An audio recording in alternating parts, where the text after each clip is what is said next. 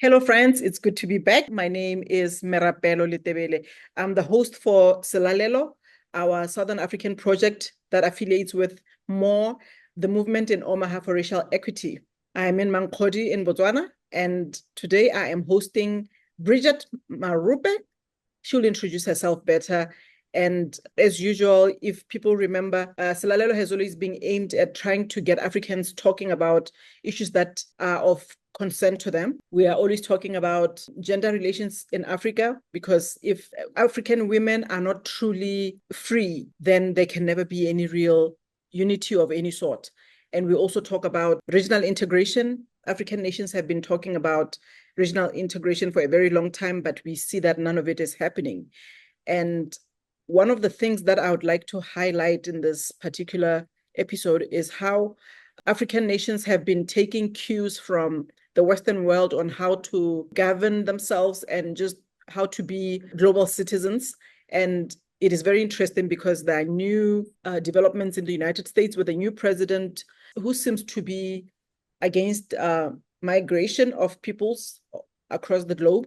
And recently, we know that a whole lot of people have been put on lists for removals from the US.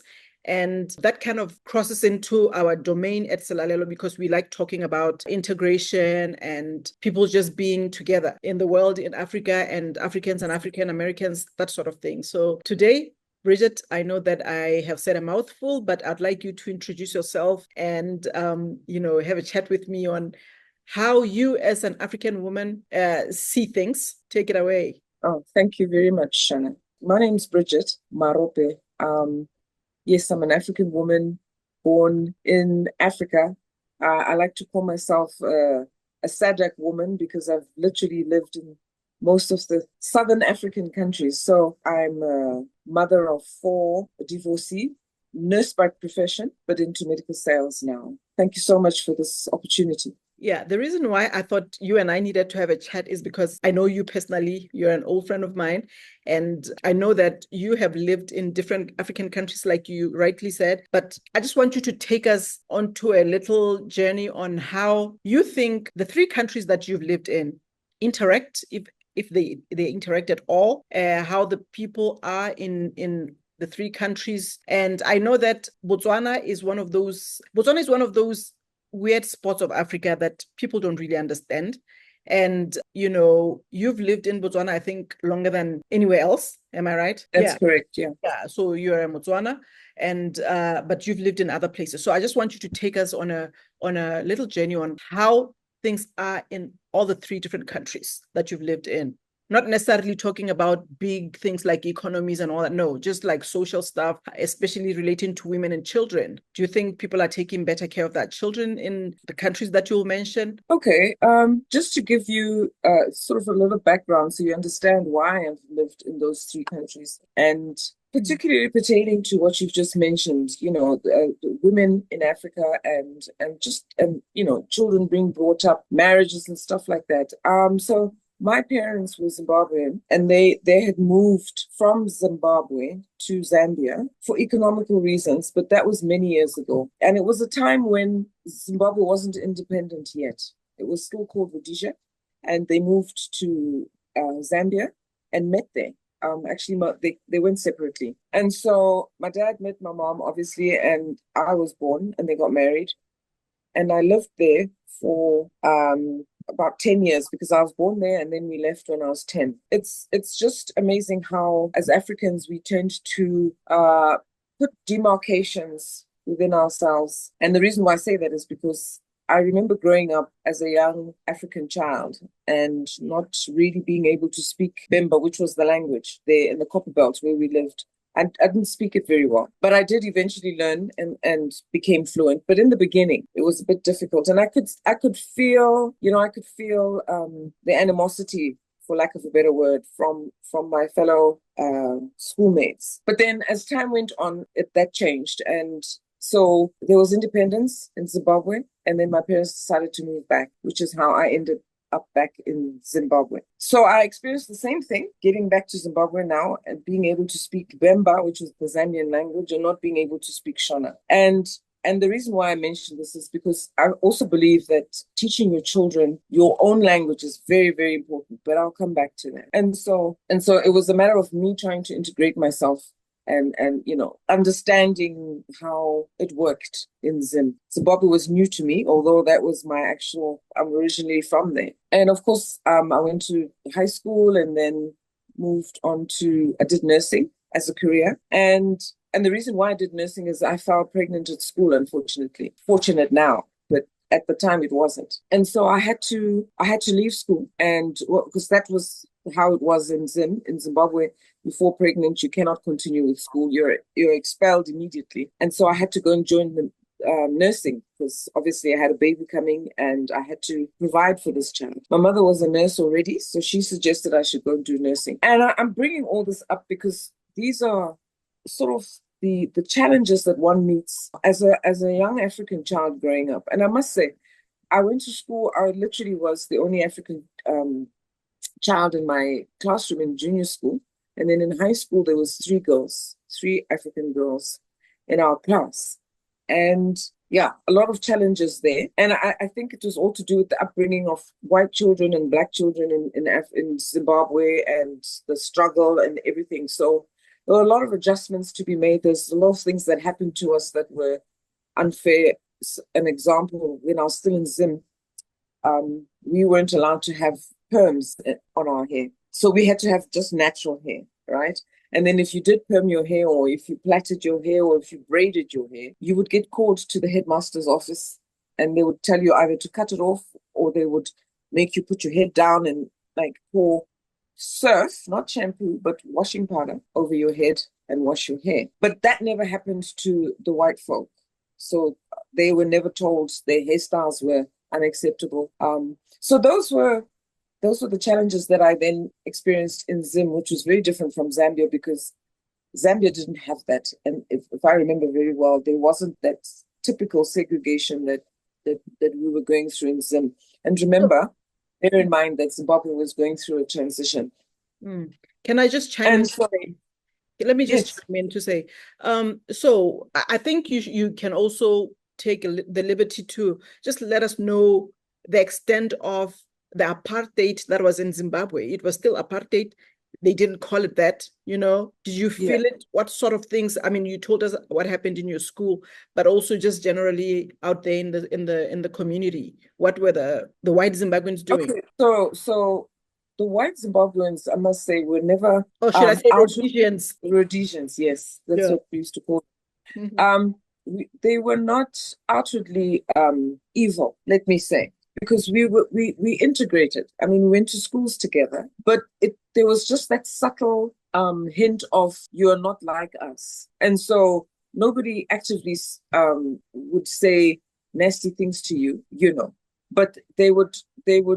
For instance, another incident in school, and I'll talk about the other, general stuff. But the school is what really affected me, because I was in boarding school for the majority of my life in Zimbabwe as a young child and as a young adult. And so high school was quite traumatic in the sense that even though they were not outwardly evil, the demarcations were there. It was obvious.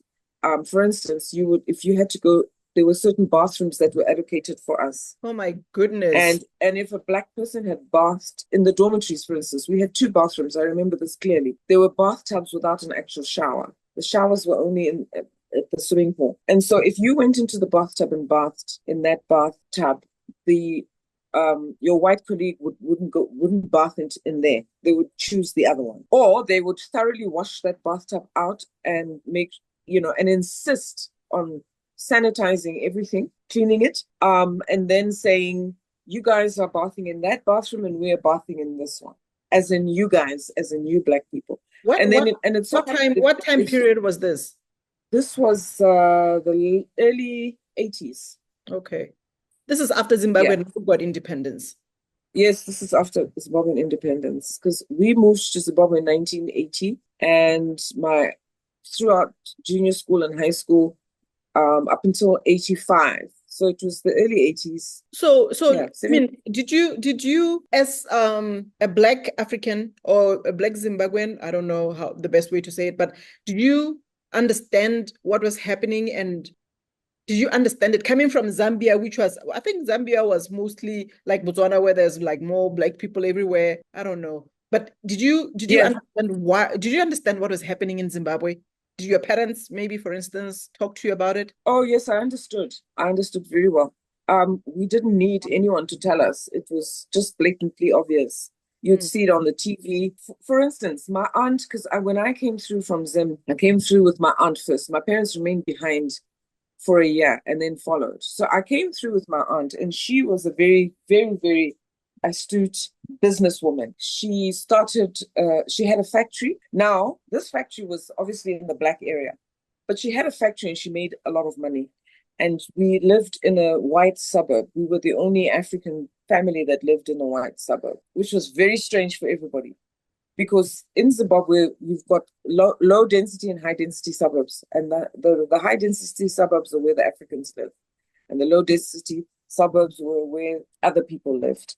So we lived in a low density suburb. And it was weird because my aunts would have visitors over, and then the neighbors would come and say, "Oh, you guys are making noise." So I didn't need anyone to tell me.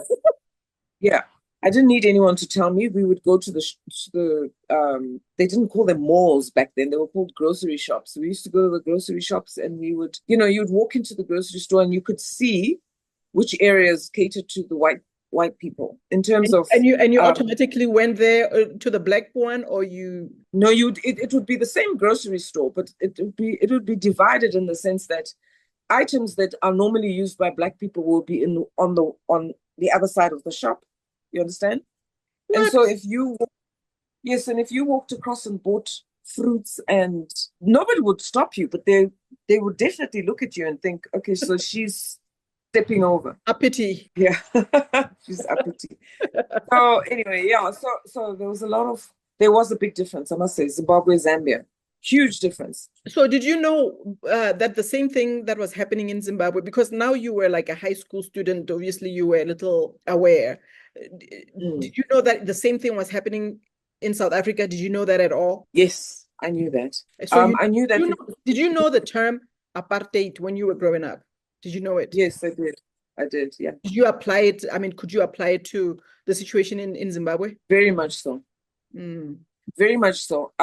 Like I said, it was apartheid, but I think it was a toned down, milder version because there was no ugliness to it, but it was apartheid, as far as I know. What's the ugliest thing you ever saw happening to either yourself or other people, in that context? The ugliest thing that I ever saw was that experience that I had in high school where they would wash your hair with washing powder, and in front of everybody, you'd be embarrassed about your hair, and they would scream if they were in the bathroom and saw African hair on the sink. They would say, they would say, there's a blackie, meaning black hair. What? So what language did those white people in Zimbabwe speak? Were they English speakers or Afrikaans speakers? It was a mixture. Because it was a boarding school, you had a mixture. We had to speak English, and they spoke English. But when they were in their own groups, they spoke Afrikaans. We had to do. Yes, I had to do Afrikaans as a language at school. What? You never told me that. So you. Yes, I did. Afrikaans, huh? Yes. Yay, my fro. I know what my fro means, though. No, in Botswana, we just know Afrikaans words. We don't know sentences. Yes, well, we did. I did. And then, so like I said, my father and my mom followed a few years later. And my father he was besides himself with the fact that I had to do Afrikaans. And he went to the school and approached them and said to them, my daughter would love to do French instead. They had French, but it wasn't an option for us until I went to high school. And then I did French, and I dropped Afrikaans like a hot potato. So like I said, it was mild apartheid compared to what the South African Black people were going through, but it was still apartheid. There was still divisions. There was definitely the knowledge that you couldn't go and do certain things. And when you did, nobody would necessarily, I didn't see any beatings or anything like that. But I did know that we were Black people, and we were very different from the white. Yeah, it happened. I never experienced it. If you could, I mean, we know that language is something that a person can acquire and lose, if they don't practice it. And obviously, so if you could have held on to all the languages that you learned, you'd have known Bemba, English, Shona, Afrikaans, Yes. French, and Setswana. Girl, you know what? Fantastic. Yes. That is so awesome. And Nyanja, because Nyanja is a language that is In spoken Zambia too. in Zambia too, which I could speak fluently. Mm. Unfortunately, I'm not really great at languages, so I've sort of forgotten everything. I moved to Zimbabwe. I still remember Shona, obviously, because my parents were Shona. So that language was spoken. And then of course came to Botswana and had to learn Setswana, which I like to believe I'm fluent in. Oh, yes, you are. And I keep on telling myself that next time I talk to her, it'll just be Setswana, but I forget. Because I think when I first met you was before you learned it so well, so Yes. yeah, it's just a bad habit of mine. From now on, it's Setswana. It's Setswana. Yeah. Okay, so Bring it on. no, you know what? I always tell people that having grown up in Botswana was a very different thing because we lived a very sheltered life. We knew that things were happening in other countries, you understand, but they were so far away from us. And especially when you're children, you don't get to really know things in greater detail. And also remember, we didn't even have a TV station or television media was not a thing yet in Africa, in our part of Africa. I mean, we had TV sets in our homes, but we kind of watched what do you call it? It's almost like we were pirating South African broadcasts, and some Black South Africans were not even independent themselves, so they didn't have proper channels themselves. So and so sometimes you just had to watch things in Afrikaans, and you didn't know what they were saying, but you could also pick up some of the things. Just when they say a picture has 1,000 words, you could tell what was happening, even though you probably didn't understand the language in that way. So we kind of knew, but really didn't understand, because apartheid didn't affect us the same way that it did other African countries. And I think the fact that Botswana is a dust bowl, a desert, it kind of saved us, in ways that, people can understand. So, that's why I love these kind of topics, because it's almost like people who experienced these things are feeling us in, so that we don't, go through life being dumb and being insensitive because it never happened to us. And I'll tell you one thing that's interesting. When I was studying in the US myself for my BA, I was studying journalism, and you're not going to believe this. One time I was the only Black person in the class. Okay. And I think the class that I took was history of journalism, or I guess from the white people's perspective. And they were showing videos of the South African struggle. After that was the first time. Now I'm like, 23 years old or whatever age I was at the time. I am watching a little video, a documentary in my class. That's when I finally understood it. I had to go to America in order to get it. We knew that there were problems in South Africa. We had relatives in South Africa, and Gaborone used to get bombed by the apartheid government. Even one of my friends was a victim, like my best friend when I was in the 6th grade. We knew things were happening, but at that point, you are all running scared, like you're scared. My father was a police officer, okay? And when those around about June, from 84 onwards, around about June, South African commandos used to come into Botswana to attack freedom fighters.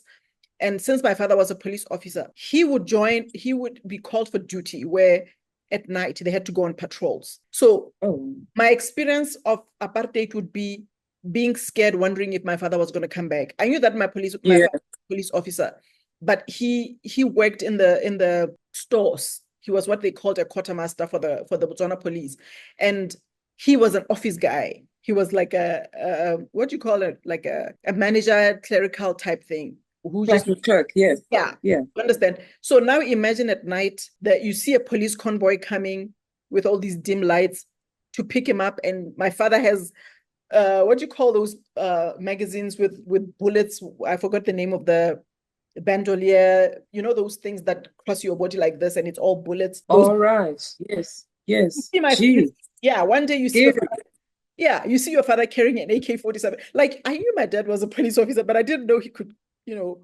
hold and carry guns. So he would come out of the bedroom and they would be saluting, and he's got all these bullets on him. It was scary. It was terrifying. My goodness. Because you are like, what if the Boers get him? That was my personal experience of apartheid.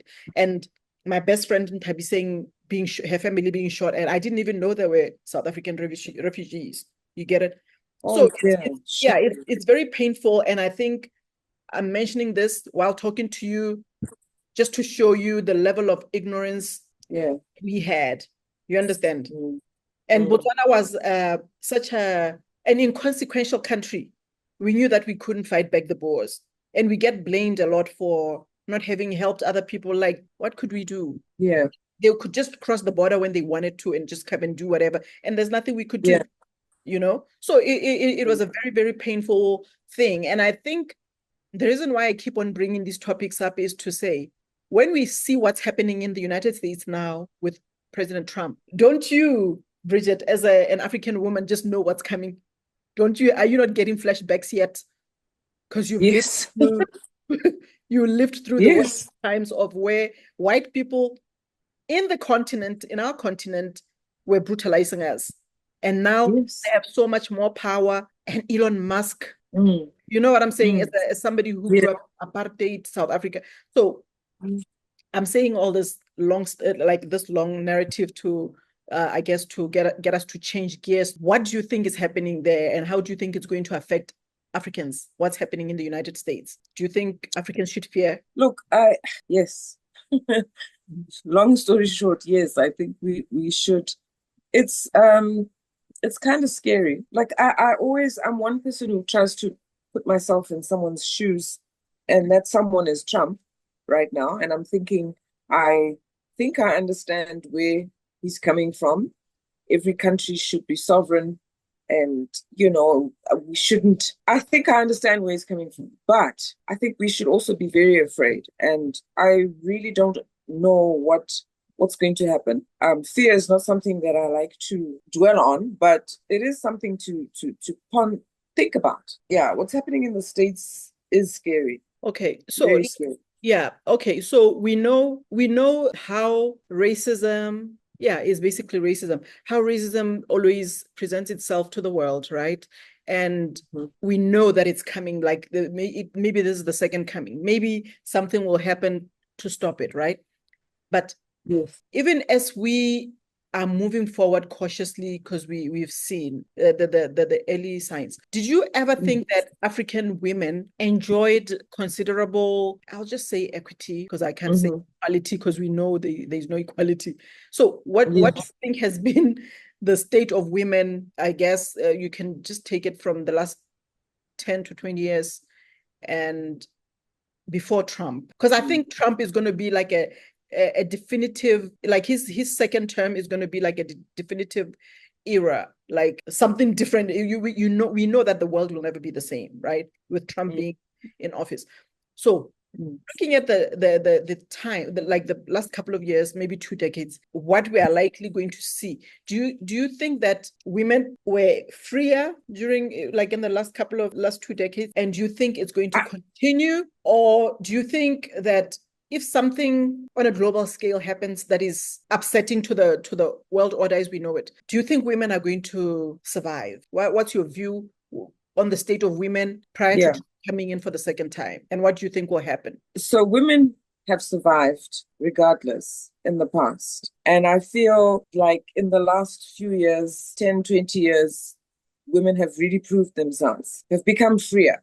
But now with the Trump era, I feel like, look, I don't know, I don't want to underestimate the power of a Black woman or any woman for that matter.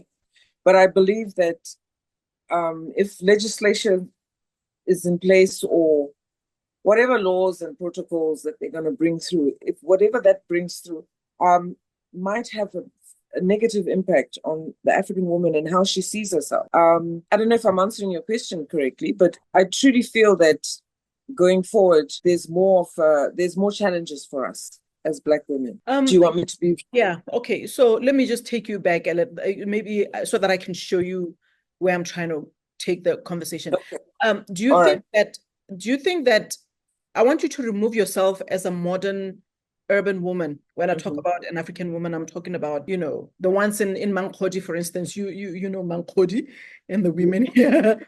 So those women have been having it rough with governments that have not been responsive to their needs, right? Yes. And now, when the Western powers are fighting Africans and are saying, we are coming for South Africa, you saw what they did when they came for Zimbabwe through the sanctions. So what I'm saying is, where do you see? I know the women will always survive, but what I'm saying is, I'd like to believe that we had moved a few steps towards, a better quality of life for even rural women, even though we're struggling with unemployment and HIV and all these things. So now, when our governments in all the African states, which are predominantly led by men. Now, if they are busy fighting wars with the Western powers or whatever, trying to plan for a future without international aid and all these things, where do you see women? Do you think women are going to regress? Are they in physical danger or what?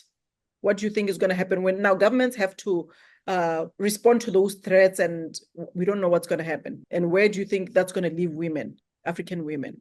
Regular women, not us who can maybe, if there's danger, you can flight and fly out. You know what I'm saying? Yeah. Yes, no.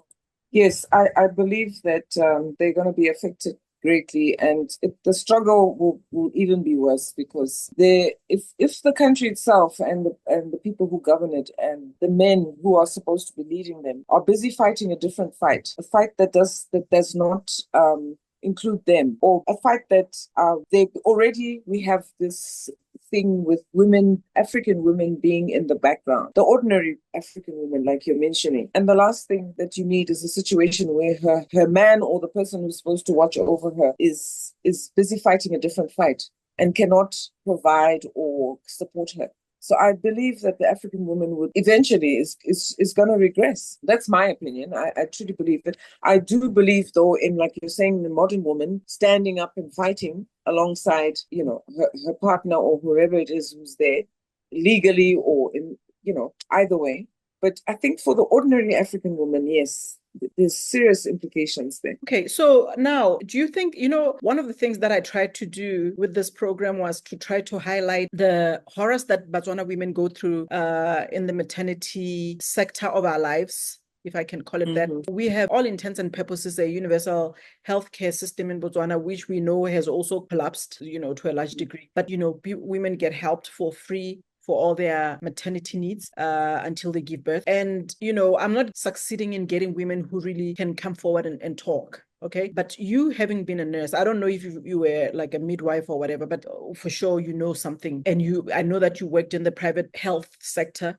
But for sure, I know without you trying to, oh, by the way, we live in a different government now. We are free to say what we want to say. Usually I try to say, no, we don't want to attack anybody because we know how repressive the previous government was. So we have a new government now, just like in the US, which is allowing us more freedom of speech.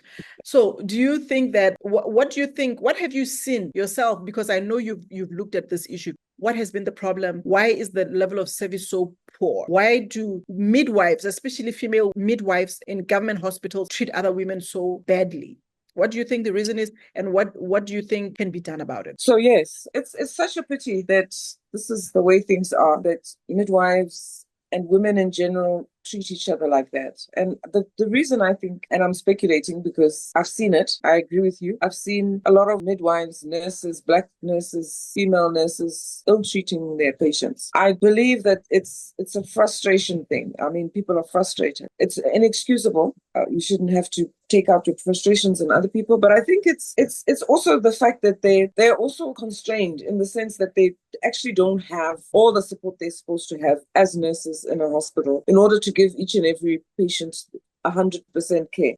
You'll find that sometimes the nurses or the midwives, there's just one or 35 patients, all who need attention, in a ward. It's even worse in the village where the nurse literally runs the whole district, the whole province, whatever. Yeah. So she's not only a nurse, but she's also a doctor. She's prescribing, she's diagnosing in that area. So it does become a lot and overwhelming. And you do see a lot of patients, women who have to give birth on their own, being bullied, for lack of a better word. And it's a sad situation. Like I said, it really is it's inexcusable because is it poor work environment? They're not getting paid enough? Yes, it's all part of that. It's not being paid enough. It's not being appreciated. It's not getting enough support. It's not even having the right tools for certain births that have to be done. So it's a lot of things and being overwhelmed. And I think generally we don't get support as African women from our male counterparts, be it in government, be it in the marriage, be it in the workplace. So, and it's really sad because now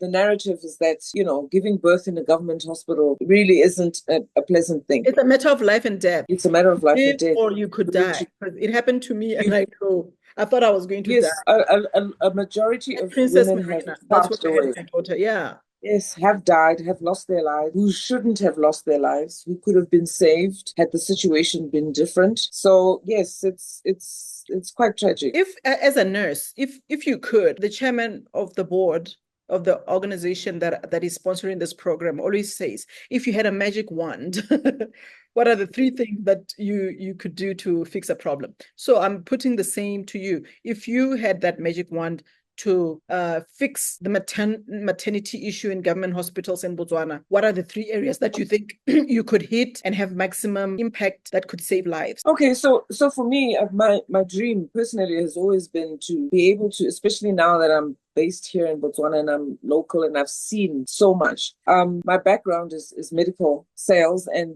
pharmaceutical, and I've seen situations where people are not privy, don't have access to drugs, never mind the maternal health. So drugs in itself, but that's very important because remember, a woman going through childbirth and even after still needs some sort of pharmaceutical support, medication of some sort. And never mind the fact that they're being neglected and ill-treated, but they might not even get the right medication for certain situations. For instance, they might not even be able to go to theater because nobody has examined them properly to establish the fact that this is an emergency, this is why they lose their lives. If I had a magical wand, I would start with just the basics first. Let's have hospitals that are easily accessible. Let's have hospitals that are made in such a way that each patient is received, with dignity and gets access to everything that's available there. I would change the way this nursing staff and everybody involved in that particular patient attends to that patient, because a lot of stuff is done just generally where a patient walks in and they're told just wait. Whereas if you've got enough staff in that particular ward on that particular shift, then you've literally got maybe a nurse for 2 patients at least. She can handle 2 patients. She can comfortably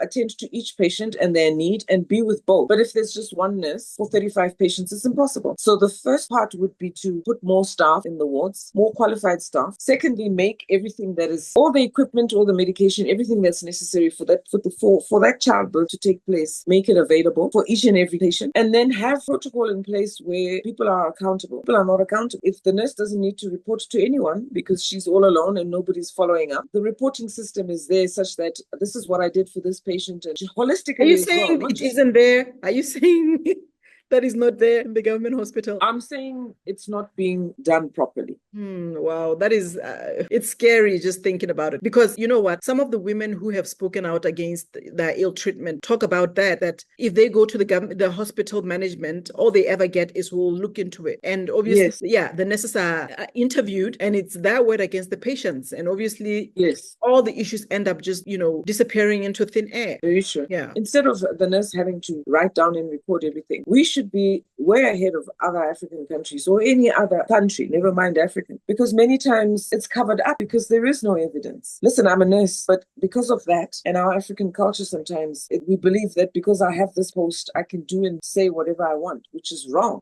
I'll put that even in an African family setup sometimes where you have maybe the male figure continuously saying and abusing people simply because he has the power to. The 3 things that I would change is the amount of staff, the availability availability of medical equipment and medication and stuff like that. And then accountability. There should be someone you report to, someone who's in charge, someone who takes over and ensures that everything's moving smoothly, that there are no unfortunate cases. Not to say that obviously we live in a world where things happen, but there must be accountability for them, you know? Okay. So anyway, yeah, I think at a later time, you can help me find other women that we can discuss this issue further, because I feel like right now you've given us very good insights and you're just one individual. I'd like us as women in Botswana, even though we are past childbearing age, to talk about it, because we don't want it to happen to our daughters. I mean, you're a mom of what? 3 daughters? 3 daughters. They're going to have babies, you know? Yeah. So even mine, I wouldn't mind my daughter to go through what I went through. But anyway, let's leave it there and move on to the last one now. I would like us to discuss, at least hear from you, your views about, let's go back to the United States. Do you think that what Trump is doing is going to give impetus to other African countries to now boldly come out and be against migration? Because we know there's a big migration issue in Africa, right? And we've been trying to talk about integration, and where do you think it leaves us when Trump is saying, all of you Africans and everybody else, go back to your countries? Yet we were like only one step into the integration issue. What do you think that's going to do? Well, initially, I think initially for me, I received that with a bit of shock and dismay, having been through apartheid but having been through a situation where people are being segregated and told to leave and whatever. But in the same breath, one thinks it's time as Africans for us to become independent. It's time for us to do our own thing, because the world has managed to become who they are through the hard labor from us Africans and from our minerals and all that we have in Africa. And we've become dependent on the outside. So in as much as it could be offensive for someone to say, go back to where you come from, in hindsight, it's probably a good thing that we learn to become independent, learn to do things that we've done for other people, for ourselves. There's always a level of acceptance that we need to, either one of us, black or white, to get to a stage where we accept each other, but we remain sovereign. You and I were discussing Kariba the other day, and we mentioned how things have just fallen apart, deterioration. And it's a pity, because I think that dependency on the outside world allowed us to become very, complacent. Complacent is the word, yes. And we've allowed things to fall apart around us and not realize that when we're back in our own countries and are applying our knowledge and are applying our strength, because we've got strength, and working as hard as we've done all these years, then we can build a new Africa. Look at how Botswana has really transformed in the last few months, and praying that will continue on that trajectory. So what do you think is going to happen to African unity? Don't you think that what the US is doing is going to give impetus to those African nations that want to remain closed to continue doing it? And don't you think that's going to impede the ultimate dream of African unity? Because as Africans, all our countries individually have all manner of mineral wealth, okay? But what we might have in Botswana, they may not have in another country. So we all obviously need to trade amongst ourselves as well. Yes. All those good things that everybody talks about, that we understand from economics and all that. But what I'm saying is, we know there's a problem, for instance, in South Africa, especially, where the Black South Africans there have come out very openly to show a very nasty xenophobic attitude that is just a little too extreme. So what I'm saying is, don't you think what's happening with the US kicking out everybody can give wind to the xenophobic Africans' wings? We know that in North Africa, your Moroccos and Libyas, they don't want Black Africans there. On the one side, in the north and the south, we know it's happening. So now what I'm saying is, don't you think they might take cues from the US to think that that's a policy to pursue? And what do you think that will do to the ultimate unity idea? Yes. I hear what you're saying, and I do believe that unity is an issue here. But I also believe that the unity was the disunity, if there's such a word, was because of the fact that the modern world, the outside world, had influence over how we saw each other. And now that we are realizing that we will always be outsiders to them, isn't this now time for us to be unified, to solidify everything that we have? I know that some states will continue to be sovereign and see themselves as better, but I think that's just an initial reaction. Eventually, because of the fact that we are that we will be going towards not being so dependent on the outside world, that we will realize just how sovereign we are on our own. And that and the idea would be, ideally, if we have decent leaders who would sit down and think about it. We need to be a United States of Africa. Mhm. We need to be united ourselves. Yes, I know that it won't happen overnight, but ultimately, that's where we should be heading to. Now that they are showing us their true colors, we should then sit back and think, okay, we can do this on our own. Well, Bridget, this has been the most fantastic interview that I've had in all of 2025, regardless of the fact that you are the first one. But it has been good. I really appreciate you taking time to talk to me. And I think dialogue is one of the better ways to try to sow seeds of any idea that you're trying to build. You know, I have an idea that through talking to other people, we can expound on the issues, because when you are watching the news on TV by yourself, on whatever social media platform you use, it's just for your own personal consumption. But we should take it a step further, because, for instance, I think it is clear that Africa is in trouble. These are the initial actions of the US government. You know, you'll never know what they're going to do. Maybe they might do what they did to Zimbabwe, to South Africa. And obviously that's going to affect us here in Botswana in so many ways. We depend on South Africa for so much. Yes. And I would really like to extend these talks with many more people, so that as Africans, as ordinary citizens of African nations, we can understand, we can actually grow this idea of our own organic unity. Because when governments are talking, when Mnangagwa is talking to Boko, they're talking state president to state president, and they're talking about things that are so high level that can just over our heads as regular citizens. I found you to be very insightful and knowledgeable about a lot of these things, and I appreciate you talking to me. And I'll just give you an opportunity to say your parting shot, and just letting you know, in the viewers, that I will put this in the more website, Movement in Omaha for Racial Equity. That's where I will deposit this recording. But the floor is yours. You can say your last words and then your goodbyes. Oh, well, thank you so much, Shana, for this time. I enjoyed it as well. You know very well that I look up to you, and I'm always amazed at the way your brain works. You're continuously working and looking out. You've always been an advocate for the Black woman, for women in general, and for the African person, you know, human being. And so I just want to say that I'm really grateful and I'm thankful for this. And, you know, you're absolutely right. Dialogue is so important. The power of the spoken word. If we sit and consume what's happening to us, and we don't speak out, and we don't discuss it, and we don't try to understand it, and we don't try to change it, then we will definitely remain behind. We will definitely not grow. And as you said, dialogue helps us to grow, because even after I've left here, I know I need to read up more. I need to investigate more. I need to learn more, because sometimes we think that these things happen to other people, but they're happening to us directly, and they will happen to our children. And if we don't make changes, then yes, we'll be stagnant. So thank you so much. I really appreciate this. I've learned a lot as well from you. I always do. And keep up the good work. Thank you very much, Bridget. So that's all I had for you folks. I'm signing out. Selalelo program, sponsored by the Movement in Omaha for Racial Equity. And I'll see you next time. Thank you. Bye-bye.